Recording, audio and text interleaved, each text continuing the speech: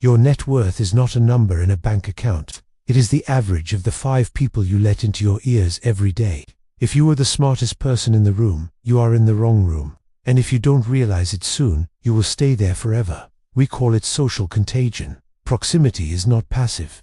It is an infection. You don't just share conversations with your friends. You share their psychological ceilings. You adopt their fears, their spending habits, and their excuses by osmosis.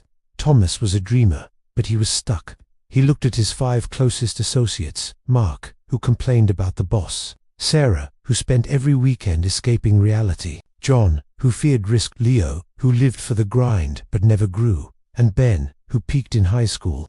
Thomas realized his behavioral contagion. Every time he wanted to invest, John mentioned a scam. Every time he wanted to study, Sarah called for a drink. He wasn't being held back by a lack of talent. He was being held back by a psychological ceiling imposed by his circle. Leaving a stagnant circle isn't a betrayal of them.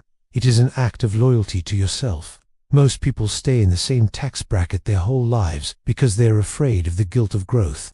They fear that if they succeed, they will leave their friends behind. But true friends don't want you to stay in the mud just to keep them company. Thomas practiced aggressive social curation. He sought out people who made him feel small, not to crush him, but to stretch him.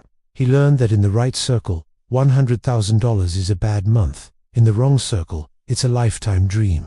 He replaced passive networking with a surgical audit. 12 months later, Thomas's net worth had tripled, not because he worked 3 times harder, but because his normal had changed. He no longer had to fight his environment to grow. His environment pulled him upward. Who are your 5? Audit your circle today. If they don't inspire you, they are draining you. Type audit in the comments if you are ready to raise your ceiling. Subscribe to master your future.